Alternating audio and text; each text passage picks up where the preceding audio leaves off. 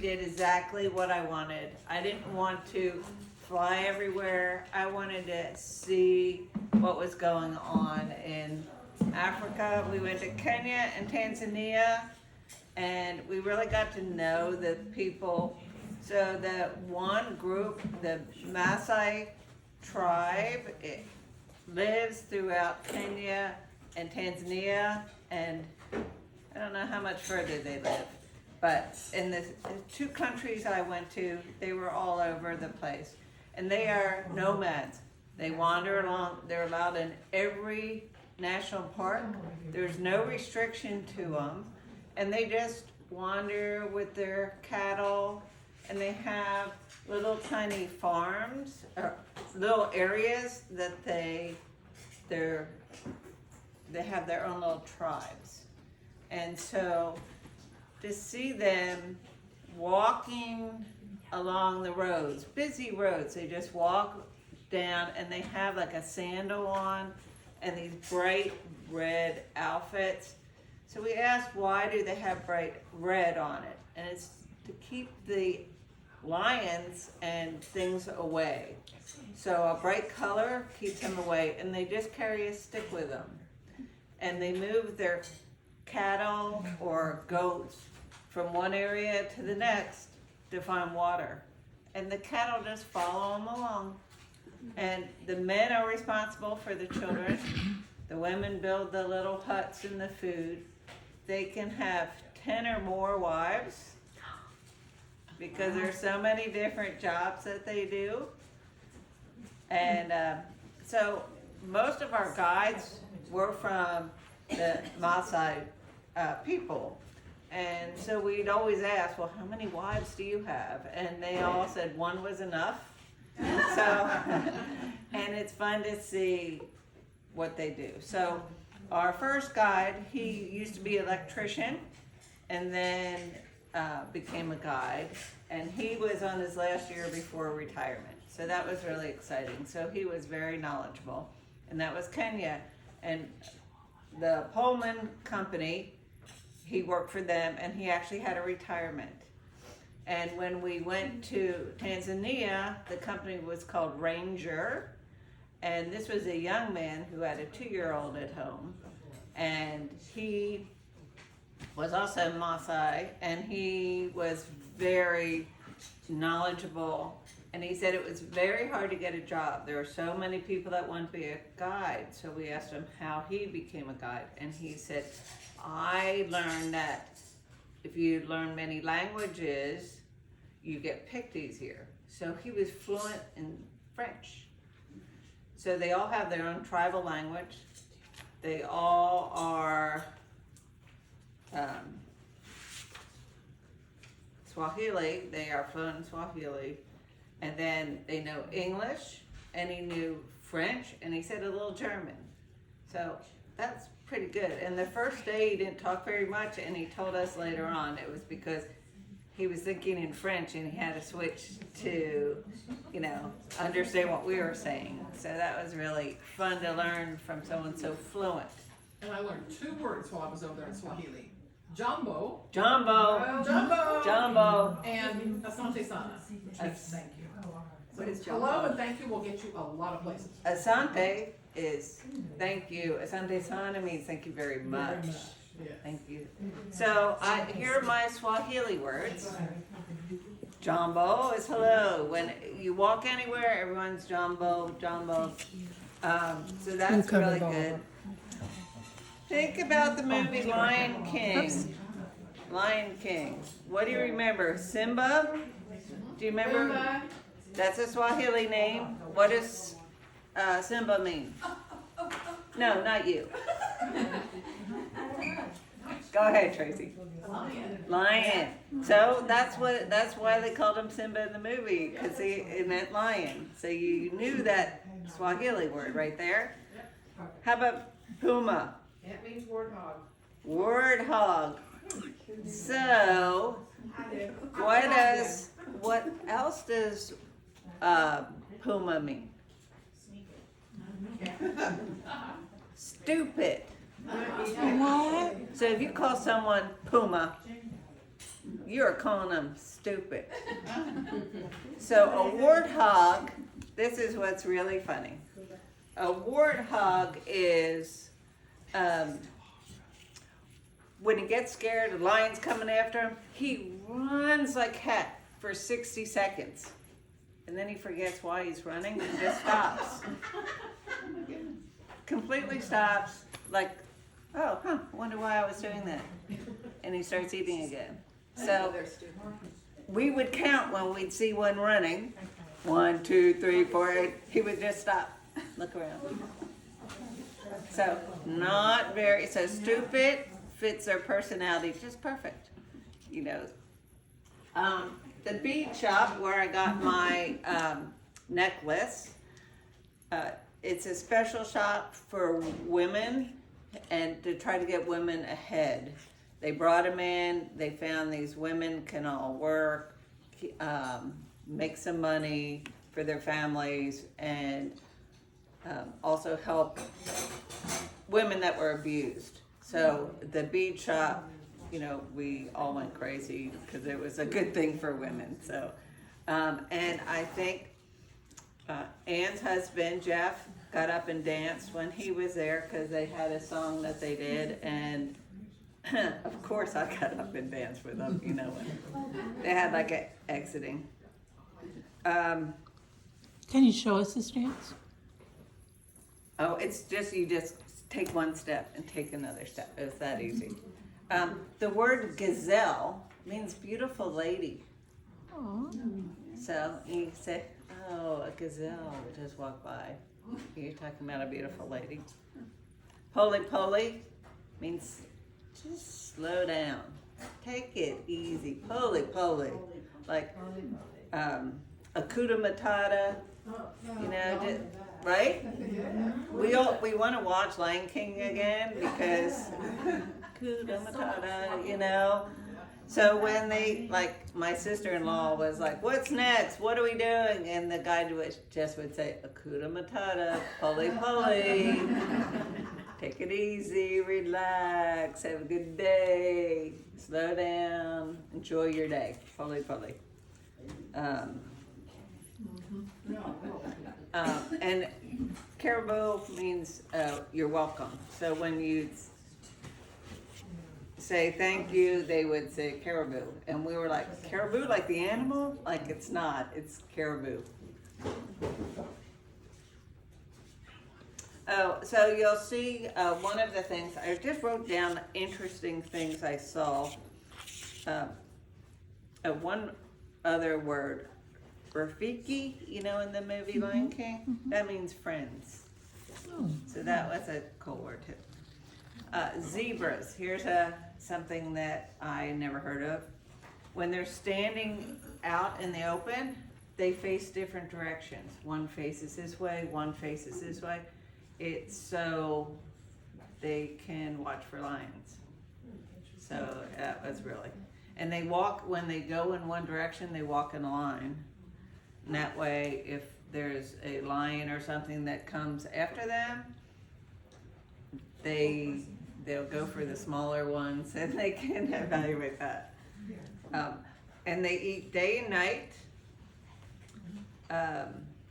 When they're out in the sun or they need more shade, they rest their heads on each other so they get shade from each other's heads, which is really sweet. And their colors reflect the sun and blend in at night. So that is one of their advantage for their colors. Birds, also, there's a lot of birds on here. We saw 95 or more different birds. Some we didn't check on our book because we had no idea what they were. We did pretty good. We saw 34 different mammals, leopards, hyenas. We saw hyena babies. We're driving along the road, all of a sudden the driver stopped, and right on the ditch was a whole thing of hyena babies. They just like pop out in the middle. We saw warthogs and the babies, and they were all running for 60 seconds when they saw us. stop. They just stop. Like, you would think they'd keep going. We saw there's 3 different types of giraffes. We saw 2 of them. We saw hippos. We saw lions eating animals. They attacked. One of our most, we thought we wouldn't like seeing that, but it was really exciting seeing it because you see what a lion does. When we were in the crater, Gorgor crater, and we saw a bunch of lions spread out, and there was a bunch of gazelles, and we're like, oh, we're gonna see an attack where they're gonna jump. Well, they had just eaten, so all they did was look like they were going to attack and spread out, but one little cub ran out right in the middle. Like, I'm sure his mom was like, thanks, go back. And then he ran back and he grabbed the skull of a gazelle with the horns and he trotted back through. So that's why we knew they had just eaten, because he went, and all the other cubs chased him and jumped on top of him. He jumped up with the skull again and took off and pranced down, and then the cubs jumped back on him, and I think we sat there for about an hour watching this family walk around. So it's really interesting to see how the cubs and the family unit react together. We were driving and it was in the Serengeti, and the 7 cubs were under a vehicle next to us. When we pulled up, they were under, and we laughed. We thought it was so funny because they couldn't leave. The cubs went under for shade, and we, ha ha ha, they're so cute. We took lots of pictures, waved at them, said you'll be there an hour, and then they got up and went under our vehicle. And so we were like, we are stuck. We can't go anywhere. We were like taking pictures around it. So the other truck took pictures back of us. I haven't gotten them yet, but they're gonna send them to me. And we were all like waving and pointing down, and the cubs were all just sitting there. And then our driver just started revving the engine and rocking, and every other car screaming, don't, you're gonna run over them, and they inched back and forth, and then finally they got up and started moving. But they're kind of, you think, I can just grab one of these, they're so cute, and a big lion walks by the vehicle, and you want to, like, everyone wants to put their hand out, and he just says they'll just eat you. You can't. They will eat you. Yeah, you're an easy meal if you put your hand out there. So it was very interesting to see how the different animals. So these are the Indians. So this is a little Maasai village that we got to go to. 7 different families live in it, and they're all like dirt huts. And so the chief met us. It's kind of a little touristy thing where they come over and they want, my son-in-law, they picked him because he's the youngest and asked him to jump. And he had all his other young warriors jumping, and they jumped like really high. And my son-in-law was like, I'm trying to jump. Yeah, and so they take us in and they show you their huts. And they're made out of little sticks, and then they mix them with the cow manure and dirt and water. And the women make the huts. Yeah. Well, the one I went into had a fire going, and it was extremely hot. But there's no windows in it. It's like I could not see one bit. Very dark and gloomy. So some of these are touristy things that they probably don't even live there, but some they do. So as you drive along, you'll see these little round circles, and you'll see little huts in it where they live out in the middle. It is like, we were in the dry season, there's nothing. No grass, no nothing where they walk. It's all dirt. So when the wind blows, you're covered with dirt. So every day we had red dirt all over us. Most of the parks have bumpy roads. So the guides would say first thing, you ready? We're about to have an African massage. It's like this all the way in, like hours of going, bouncing around. And so you'd sit up in your chair, just, you don't lean because you want that massage straight. And they go really fast because they said if you go slow, it's worse. And on the way out of the Serengeti, it was like 2.5 hours of this bumpy road with dust. You couldn't open your windows because the dust is blowing all over. And a truck comes by smoothing the roads. We're like, wow, this is great. How often does this happen? You know, all of a sudden the road was nice for about 15 minutes. And he said, every single day. They do these roads and it doesn't help any. So it's like the sand is just really thick and gets all over the place. So Tracy told me a lot of her clients, they fly from one area to the next. I wanted to see the people, so I said, let's drive. So we drove through the entire area. But that was very, very interesting. So when I went to the Maasai village, they take you around and then they try to sell you stuff. They have little stores and trinkets that they try to sell you. So I asked the chief, he was trying to sell me earrings and belts and everything, and I said, I'll take your belt. And he said, what? And I said, I want the belt you're wearing. So I got the chief's belt, tribal chief's belt. He said, my mother made this. And I said, well, thank you. I'll just take it right off of you. So this is his belt. Now they do sell this similar, you know, throughout. So I know he even had some in his store to sell. But this is his belt. I asked my guide and he said, they don't give up their belts. And I said, well, I got one.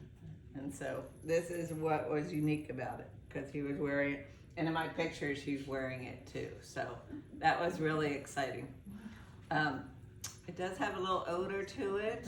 I was just thinking that. My cat and dog kept going by it, you know, looking at it. Yeah, it was very unique. But the people, they all have a smile on their face. You see a lot of children walking down the street for school. They all wear uniforms when they go to school. The Mossi tribes, most of them don't go to school, which is a real shame because since they're nomads, they're not educated. They're not educated, yeah. Well, they have to pay for public schools over there. So a lot of the kids that go to school are sponsored. Like we sponsor 2 kids who are both in college now. But that's the reason why you see so many kids who don't go, because if their parents can't pay for them to go, then they don't get to go. Yeah, he did say there was a private school that was more, but even in the public but even school. public Yeah. school, they have to pay for it. Yeah. And so it kind of broke your heart a little bit that you'd see it. And that when they're nomads, they don't farm. They just walk with their cattle. So they don't stay to get educated, which is really sad. And he said, our guides would say, you know, it would be really nice if certain tribes stay in one place, they get some education, they become farmers, then they do better. But these people, they're like in the middle of a desert area. You see them with their cattle and you're like, where are they going? There's no water. Where they walk miles and miles. Their cows are this big around. Yes. I mean, they're skinny. They are skinny as rocks. So we got a lot of packed lunches. So we started saying, can you pull over and we can give them our food? that we're not even eating. Like, we were more worried about eating an apple because we were afraid of the skin, and we didn't have a knife to cut it and not eat the skin. So we would just save it, our juice boxes and everything. And our guide in Tanzania would always stop and pass it on to the children, and he'd say in Swahili, "Don't litter," because they just leave it wherever they are. And then I asked him towards the last day, why don't you incorporate that in your travel?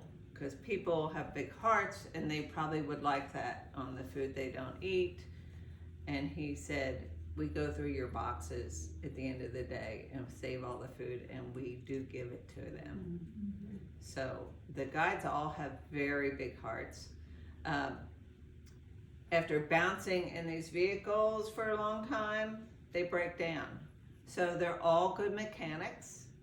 And when someone's vehicle breaks down, all the vehicles from around them stop, and they all get out, and a couple people go underneath the vehicle, a couple people are on top of the vehicle, and they're all like, anyone have a knife, anyone have this, and they work on it, and all of a sudden the vehicle's up and going, and they're working. So if they work as a team, and whatever you need, you want to see this, they'll stop. They call ahead as you're driving.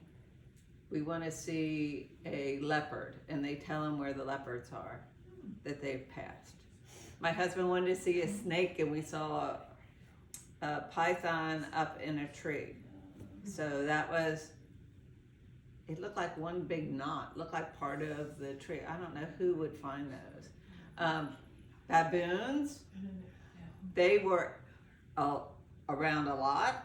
The big thing was at night, you always had to lock your doors. Because the baboons check the doors. They go down the outside windows and the front doors. They check them to come in your room and steal stuff. And don't Were you leave in a the hotel or a tent or?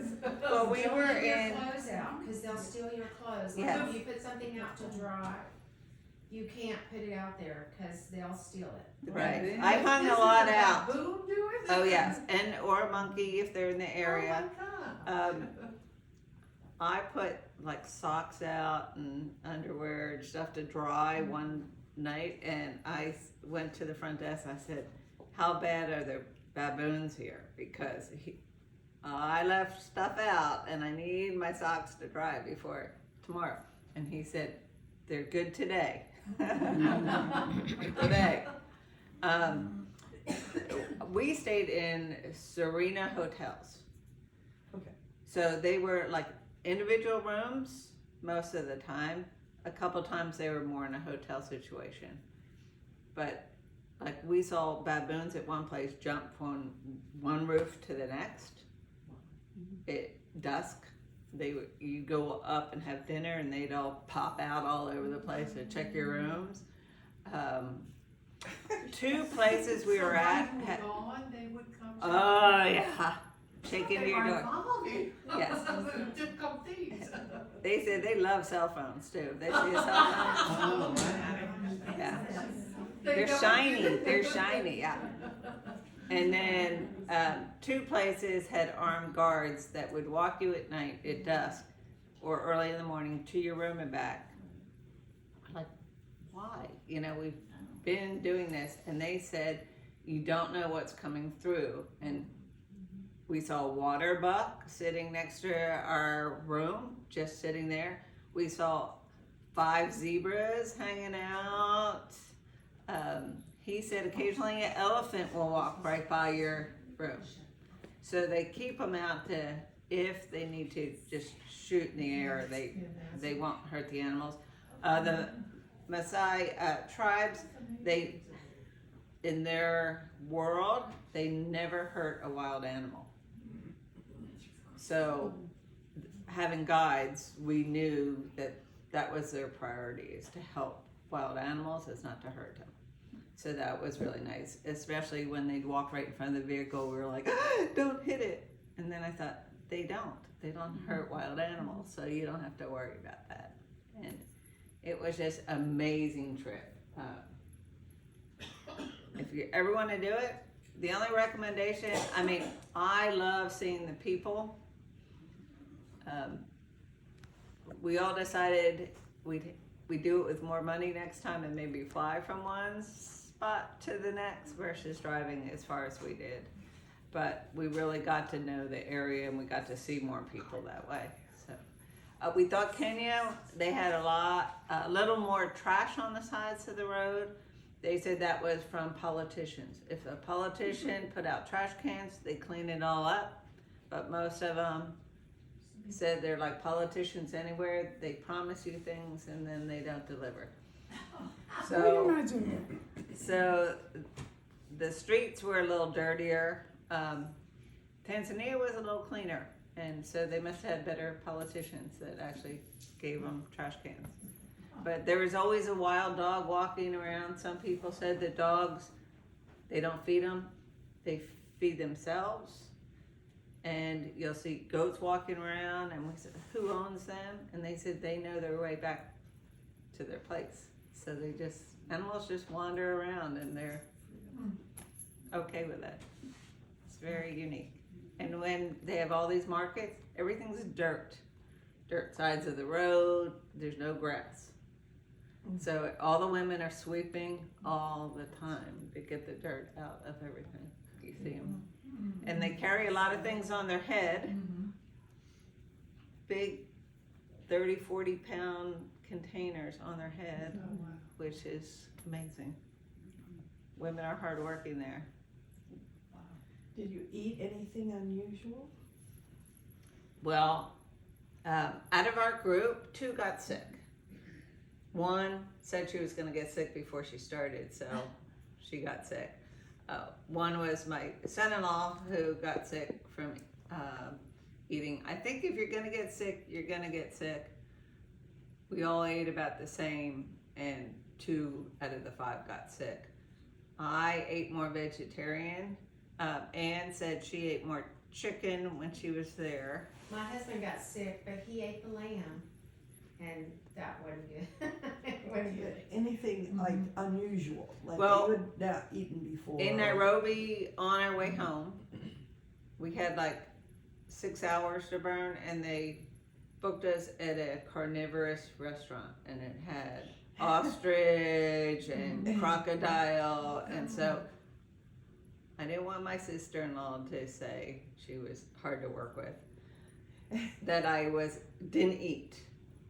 And so I tried a little crocodile, and I tried, all the different things they gave us. And So, did you like it, or No, was it weird? not at all. or- Yeah, it was weird.